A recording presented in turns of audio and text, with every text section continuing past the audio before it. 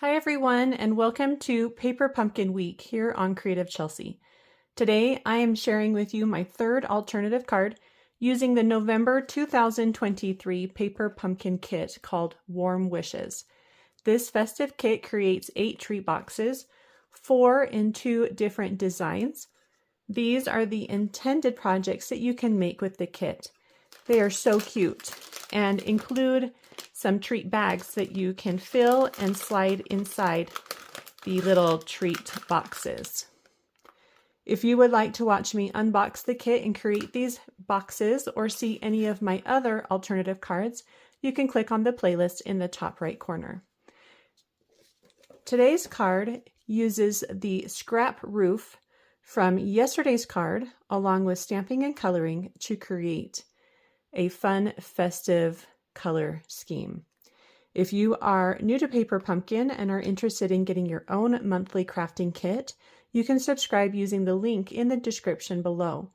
I would love to be your Stampin' Up! Demonstrator and help you with any questions you may have about Paper Pumpkin or Stampin' Up! Products. You can contact me through my email address listed at the bottom of the description in every video. So as I mentioned earlier, we're going to be using this scrap piece from yesterday's card to create our card. And if you flip it over, then maybe you'll start to see where that piece is used on my card here. So the most important thing here is to trim off the edges on the top or on the left and right sides so that we have a nice rectangle shape. I'm just going to do that by going to that top corner and cutting right along that side. The final measurement should be somewhere around 3.5 inches in width. I'm not as concerned about the height. That just really is determined about like where you cut it off of the windows that we used yesterday. So go ahead and just cut it to 3.5 inches for that width. So I've done some prep work already, and I have embossed a piece of basic white cardstock that is 3.5 inches by 4 3/4 inches. And I also have a 1/2 inch strip that is longer than 3.5 inches. And I'm going to add it to the top of my striped piece. And then we're going to add it to our embossed piece. So it doesn't really have like a particular height that you're looking for here. You're just wanting to have a nice border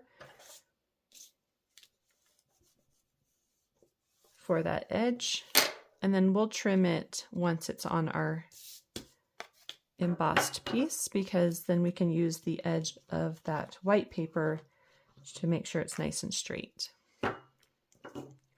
So I'm looking for about 1.5 inches, I think, from the bottom. So somewhere like there. Doesn't need to be perfect. Just make sure it's straight across your cardstock. And then smooth out that glue. And then you can flip it over and trim off the sides.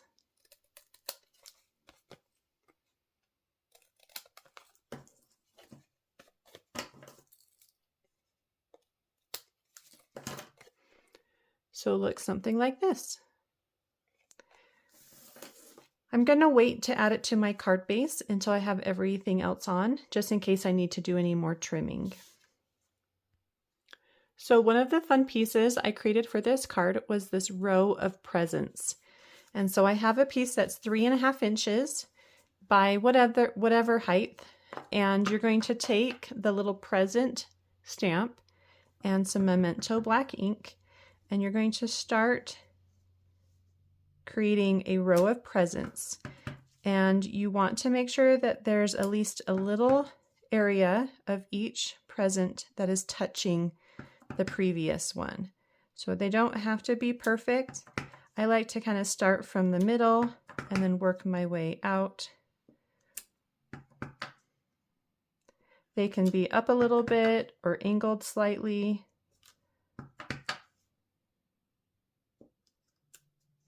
It looks like I have a little one maybe that will poke out right there. But go all the way across your paper. Next, we're going to color the presents with coordinating colors. And I am going to use my Stampin' Blend markers. And what I chose to do is use the light color for the box and then the dark color for the bow.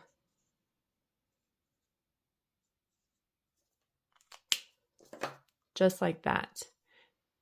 Just like that. And then I tried to get between 2 or 3 of each in the row. So I'm going to leave maybe a space and do another one here. And then, let's see, maybe another one right here. I don't want them to have an even pattern, so I want it to be a little bit uneven so that it's a little more interesting to the eye.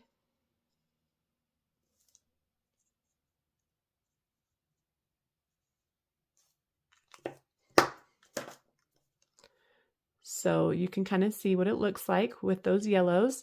And then I'm just going to keep that up with red, green, and blue so that we have just a row of boxes. So once you have that colored, you're going to go ahead and fussy cut those out. And then that's going to be a border here along the bottom. And I did pop that up with some mini dimensionals. Make sure to place one along the edges and then maybe 1 or 2 in the middle for support.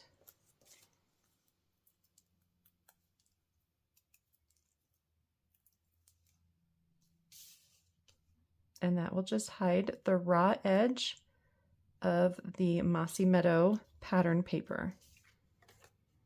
So it looks something like this. Now I have also stamped and colored my door. I've done balmy blue for the door. Everything else is exactly the same as my first alternative, and you can see that using the playlist link up here in the top right corner. For this, I'm going to add a large dimensional, and those did come in the kit, and then just a little bit of liquid glue at the bottom, and that's going to help pop up the presents from the base of that door. So go ahead and place that behind the presents, right about middle of the card. Make sure it's on there nice and straight.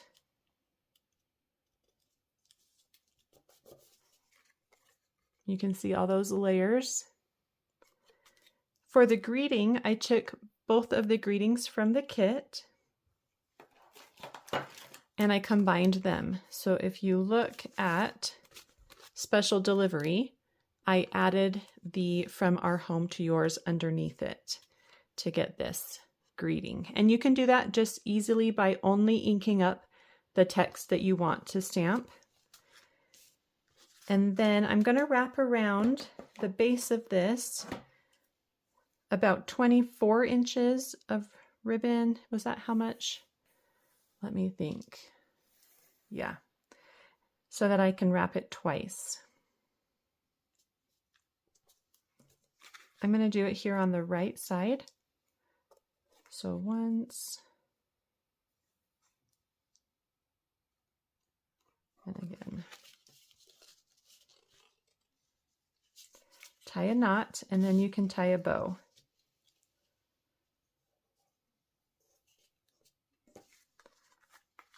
I'm going to bring it in just a little bit so it's not just sitting right there on the corner, and bring it up just so it sits underneath the presents, not that it's hiding.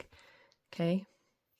And then you can go ahead and tie a bow. If you like to do the faux bows, you can do that with this just by using a glue dot or something over that first knot. But the linen thread is so easy to just tie a bow, and we've already got that on there, so that's good. And I'm going to add our greeting up to that edge. If you want, you can place it right over the knot there. Or let's just place it actually off to this side. I think that will be okay. Just to hold the twine in place, and then another one on the left side.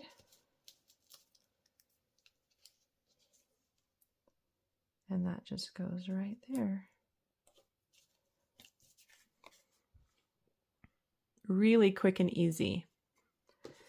So we're going to go ahead and add that to a card base of thick, basic white cardstock. And I did pop it up with dimensionals.